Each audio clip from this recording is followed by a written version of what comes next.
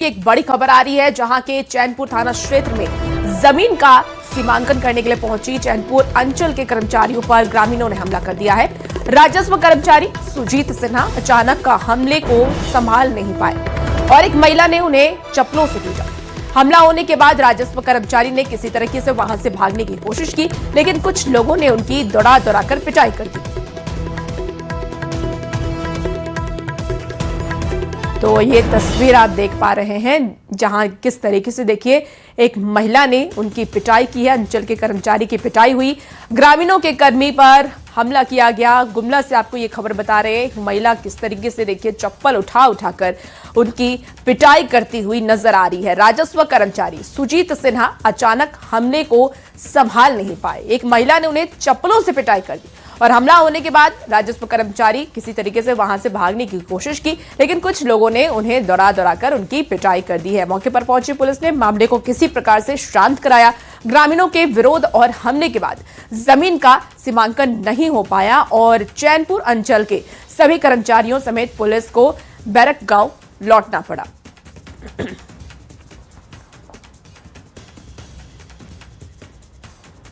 और चाईबासा से देखिए इस वक्त की एक और बड़ी खबर आ रही है जहां नक्सलियों सुरक्षा बल में मुठभेड़ अभी भी जारी है। कल 1 लाख का इनामी नक्सली ढेर हुआ था। आपको बता दें कि इस्राइल पोती उर्फ अमृत ढेर हुआ था।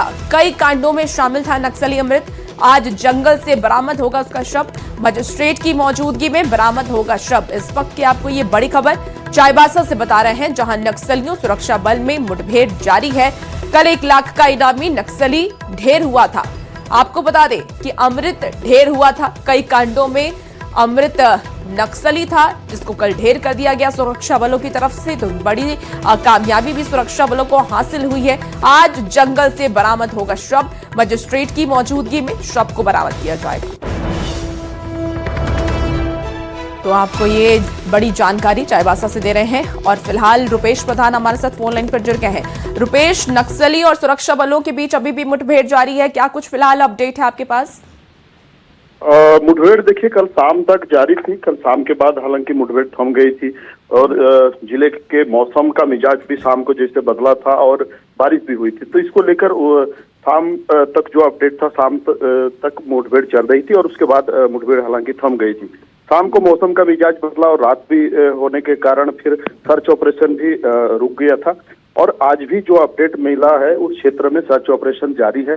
कुछ और नक्सलियों के छुपे होने के भी सुरक्षा बलों को अंदेशा है उस दस्ते के, इसीलिए अभी लगातार उस क्षेत्र में ऑपरेशन जारी है और वार रूम से सुरक्षा बलों और पुलिस पदाधिकारी मॉनिटर कर रहे हैं। अब जो नक्सली का मारा गया था उसका शव आज बरामद होने की संभावना है, लेकिन इस बारे में अभी तक कोई अपडेट सामने नहीं आया है कि कितने बजे तक उसे जंगल से बाहर निकाला जाएगा। क्योंकि देखिए 1 लाख का इनामी है अमृत जिसको मारा गया। सुरक्षा बलों ने जाहिर सी बात है कि बड़ी कामयाबी हासिल की है।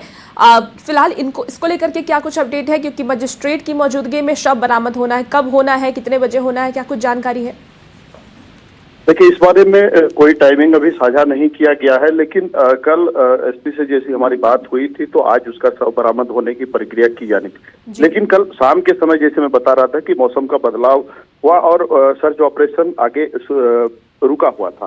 तो सर्च ऑपरेशन आज फिर से शुरू जैसे किया गया है और उस क्षेत्र में जैसे और नक्सलियों के उस दस्ते के छुपे होने की आशंका को लेकर सुरक्षा बलों द्वारा लगातार सर्च ऑपरेशन जारी रखा गया है।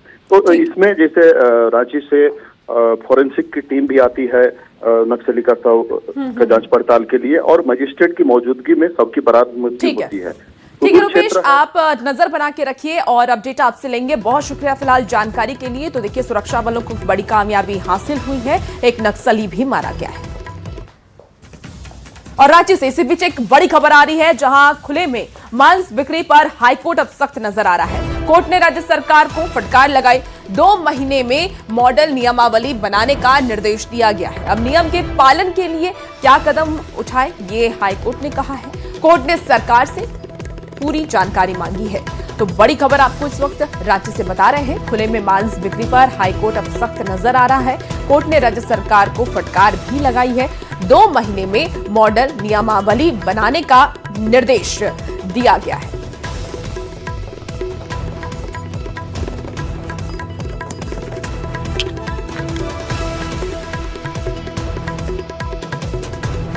चलिए बात अब हम सियासत की कर लेते हैं। तो झारखंड का सियासत इन दिनों गरमाया हुआ है। कांग्रेस के वरीय नेता प्रदीप बालमूचु की सरकार में सब कुछ ठीक नहीं होने वाले बयान पर अब सियासत तेज हो गई है। वहां एक और जेएमएम और कांग्रेस ने इसे सिरे से खारिज कर दिया है, तो वहीं बीजेपी ने कांग्रेस पर ही निशाना साधते हुए कहा है कि कांग्रेस लात खाकर भी सत्ता में बने रहना चाहती है। गठन में कुछ है नहीं, कांग्रेस के किसी महत्वपूर्ण पद पर भी नहीं है, घाटशिला से बाहर उनकी कोई पहचान भी नहीं है। अब वो कुछ बोलते हैं तो उसको तवज्जो गठबंधन भी नहीं देगा, न कांग्रेस पार्टी देगी, और झारखंड मुक्ति मोर्चा को कोई मतलब नहीं है कोई क्या बोलता है।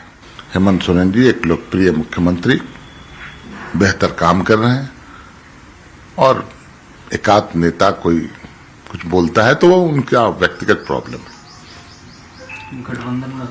गठबंधन सब ऑल इज वेल, कहीं कोई प्रॉब्लम नहीं। पूरी मजबूती के साथ गठबंधन चला रहे हैं और हमारा गठबंधन पूरी मजबूती के साथ चल रहा है, और इस गठबंधन का एक ही लक्ष्य है कि कैसे हम राज्य के अंतिम पायदान पर बैठे व्यक्तियों के चेहरे पे मुस्कुराहट लाएं। अगर हमारे मन में किसी प्रकार की कोई बातें हैं तो स्वाभाविक तौर पे ये बातें हम अपने प्लेटफॉर्म पे रखने का काम। ये तो हम लोग शुरू से कहते हैं कि कांग्रेस को अगर राजनीतिक रूप से लात मार के भी हेमंत सोरेन जी निकाले ना तो ये पैर पकड़ के रह जाएंगे कि नहीं हुजूर हमें रहने दीजिए सत्ता में। हेमंत सोरेन जी ने इनको इनकी औकात दिखा दी है। सब कितनी बार, ये तो झारखंड मुक्ति मोर्चा की सरकार है, कांग्रेस 4 मंत्री बैठे हुए हैं, वहां कमीशन कट कमीशन का खेल चल रहा है, कोई कांग्रेस की चलती नहीं है। अभी ताजा मामला देखें। अब चलिए जरा आपको प्रदीप बालमूचु के उस बयान को भी सुना देते हैं जिसके बाद सियासत तेज हो गई है। तो लगता है ये जमीनी हकीकत है कि वहां पर हमारे कार्यकर्ताओं को लगता ही नहीं है कि हमारी सरकार है। ये बड़ी दुखद बात है। अभी हम परसों ही बारागोड़ा में थे, उन्होंने सब लोग एक मिलकर कहा कि कोई सुनने को तैयार नहीं है। तो ऐसी परिस्थिति में अब हम लोग के पास कोई उपाय नहीं बचता। हमने कहा है वहाँ अपने कार्यकर्ताओं को, नहीं होता हम लोग आंदोलन करेंगे, और काम नहीं होता तो खिलाफ में खड़ा होंगे। हमारी सरकार से इससे कोई मतलब नहीं है।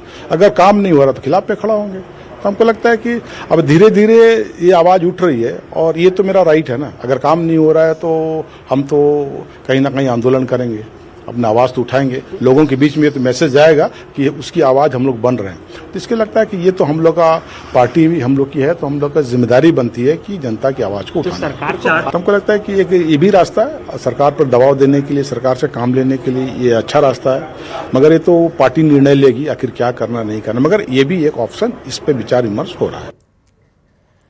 और 5 राज्य में हुए चुनाव के नतीजे 4 मई को आने वाले हैं। हालांकि ज्यादातर एग्जिट पोल में बंगाल में बीजेपी को बहुमत मिलने के आसार हैं।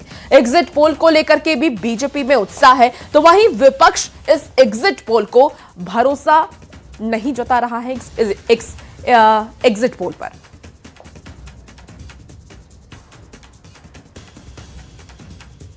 चुनाव है, टीएमसी बहुत बड़े मार्जिन से जीतेगी, लेकिन अभी भी इन लोगों का प्रयास है कि हम येन केन पराक्रम किस तरह भी काउंटिंग में भी हेरा फेरी या जो कर सकती है चुनाव आयोग, जितने तरह के आरोप ज्ञानेश कुमार पर लगे, अगर वो सफल हो गए करने में तो वो जस्टिफाई करने में आसानी हो। जनता का पोल वो 4 मई को आएगा, और exit poll Bharatiya Janata party के मूड मैनेजमेंट टूल के रूप में काम करती है। एग्जिट पोल के जरिए भाजपा एक माहौल बनाने का प्रयास करती है। तो हमें यह लगता है कि एग्जिट पोल कई बार गलत भी साबित हुए हैं, और इस बार फिर एग्जिट पोल गलत साबित होने जा रहा है। यानी ममता दीदी जी टाटा गुड बाय हो रही हैं, और क्यों नहीं होंगी साहब। 15 वर्षों से जो उनका मिसरूल था, तुष्टीकरण था, हिंदुओं पे अत्याचार था, पूरे तरीके से उद्योग धंधे वहां ठप हो गए थे, अराजकता थी, टीएमसी के गुंडों के एक हाथ में टीएमसी का झंडा, दूसरे हाथ में क्रूड बॉम्ब, और इससे ये पूरा दहशत का माहौल था। ये अब खत्म होने वाला है। बंगाल में नया सूर्योदय होने वाला है 4 तारीख को, 4 मई को, और भारतीय जनता पार्टी पहली बार वहां सत्ता पे आने वाली है, और ये सच में वो बंगाल के पुराने ग्लोरियस डेज की वापसी होगी। और रांची से इस बीच आपको एक और बड़ी खबर बताए, जहां रिम्स के पास चला है बड़ा हादसा। अनियंत्रित कार ने लोगों को टक्कर मार दी है। टक्कर मारते ही दुकान में कार घुस गई। घटना दुकान के सीसीटीवी कैमरे में कैद हुई है। बरियातू थाना क्षेत्र का यह मामला सामने आया है। रांची से आपको यह खबर बता रहे हैं, जहां बड़ा हादसा टल गया है। अनियंत्रित कार ने लोगों को टक्कर मार दी है। और ये तस्वीर भी देखिए, सीसीटीवी की ये तस्वीर दिखा रहे हैं, जहां किस तरीके से कार अनियंत्रित हो जाती है और दुकान के अंदर घुसती है। और उसके बाद वहां पर जो लोग मौजूद रहते हैं, वहां अफरा तफरी का माहौल हो जाता है। सीसीटीवी का फुटेज ये सामने आया है और हमारे साथ ओम प्रकाश इस वक्त जुड़ गए हैं। ओम प्रकाश, कब ये हादसा हुआ और क्या कोई इस हादसे में घायल भी हुआ है? जी बिल्कुल, अगर बात की जाए तो इस हादसे में 3 से 4 लोग घायल हुए। हालांकि किसी को भी गंभीर चोट नहीं पहुंची है। बता दें कि कार जो है वो अनियंत्रित हो गई थी, जिसके कारण ये पूरा हादसा हुआ। सीसीटीवी में ये भयावह तस्वीरें जो है वो कैद हुई है, जिसे देख हर कोई सिहर जा रहा है। खासतौर से अगर बात करें तो कार तेज रफ्तार में थी, जिस कारण उसने अपना नियंत्रण खो दिया और फिर कई गाड़ियों को टक्कर मारते हुए और कुछ लोगों को भी टक्कर मारते हुए जो कार है वो सीधे मेडिकल शॉप में घुस जाती है, जिस वजह से वहां पर अफरा तफरी का माहौल देखने को मिलता है। खासतौर से अगर बात की जाए तो इस पूरे मामले को लेकर कार को जब्त किया गया है और जो चालक थे उनसे भी पूछताछ की गई है। फिलहाल जो अनियंत्रण का मामला है उसे देखते हुए ओम प्रकाश, चालक की तरफ से क्या कोई जानकारी दी गई? पुलिस के हिरासत में है क्या चालक? जी बता दें कि पुलिस के द्वारा पूछताछ की गई है, डिटेन किया गया था और इस पूरे मामले में पूछताछ की गई है। फिलहाल जो जानकारी दी गई है कि उसमें टेक्निकल कुछ खराबी की बात कही जा रही है। हालांकि अब तक इसकी रिपोर्ट नहीं आई। एमवीआई की तरफ से जब रिपोर्ट आएगी तब स्थितियां जो है स्पष्ट हो पाएंगी कि आखिर वजह क्या रही। क्या इस नियंत्रण खोने के पीछे कहीं ब्रेक फेल या फिर अन्य कोई टेक्निकल कारण तो नहीं। तमाम चीजों को लेकर जांच की जा रही है। बिल्कुल, ठीक है ओम प्रकाश, आप नजर बना के रखिए। फिलहाल बहुत शुक्रिया जानकारी के लिए। खबर अब आपको जामताड़ा से बताते हैं, जहां के कर्माटार प्रखंड में 32 साल की महिला अपने 7 साल के बेटे के साथ संदिग्ध परिस्थिति में लापता हो गई। घटना 21 अप्रैल की बताई जा रही है, जिसके बाद से पूरे इलाके में सनसनी का माहौल है। लापता महिला ने कर्माटार थाना में लिखित आवेदन देकर के बरामदगी की गुहार भी लगाई है। आवेदन में देवघर के जसीडी थाना क्षेत्र के अनिल तुरी पर महिला को बहला फुसलाकर ले जाने का आरोप लगाया गया। वहीं पड़ोसी पंकज तुरी पूरी भूमिका को संदिग्ध बता रहे हैं। परिजनों के अनुसार अनिल तुरी का गांव में पहले से आना जाना था और कई बार घर भी वो आता था और इसी दौरान महिला से उनकी पहचान भी हुई थी। जानकारी के मुताबिक दोनों के बीच पहले से फोन पर बात भी होती थी, जिसको लेकर के परिवार में विवाद भी हो चुका था। वो मेरा ही घर का बगल का पंकज कुमार का दोस्त था और जो लेकर के भागा है उसका नाम अनिल तुरी। कहाँ का रहने वाला? तेतरिया पुनासी, जिला देवघर, थाना जसीडी। उसको सहयोग करने में पंकज तुरी का हाथ है। समय सुजीत तुरी, उसका पत्नी जो है सो भाग गई है और जो है सो उसका भगाने का जो है सो हाथ है ये पंकज तुरी का, लेके भगा हुआ है जो है सो अनिल तुरी के नाम का जैसा लड़का है। चलिए बात अब मौसम के मिजाज की कर लेते हैं। तो झारखंड में मौसम ने एक बार फिर से करवट ले ली है। लगातार हो रही बारिश, आंधी के कारण तापमान में कमी देखी जा रही है। मौसम विभाग के मुताबिक साइक्लोन के कारण इस समय बारिश देखने के आसार मिल रहे हैं और 5 मई तक इसी तरीके से मौसम की संभावना जताई जा रही है। हालांकि बारिश होने से लोगों के चेहरे खिल उठे हैं और लोगों को चिलचिलाती गर्मी से भी राहत मिली है।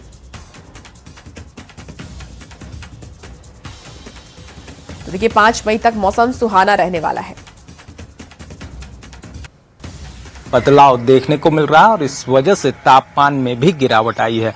बता दें कि आंधी बारिश की वजह से तमाम जगहों पर अधिकतम तापमान में गिरावट दर्ज की गई है। जो स्थिति जो है वो आगामी 5 मई तक नजर आने वाली है। खासतौर से बात करें तो मौसम विभाग के अनुसार जो साइक्लोन का असर है उसके कारण ही जो बारिश है वो इस वक्त देखने को मिल रही है और कहीं ना कहीं जो इससे गर्मी से जो राहत है वो लोगों को मिल रही है। ये कि पिछले 2 दिन से यहाँ पे बारिश हो रही है, बूंदाबांदी हो रही है, जिसके वजह से टेम्परेचर डाउन हो रखी है। 5 डिग्री टेम्परेचर डाउन हो चुकी है।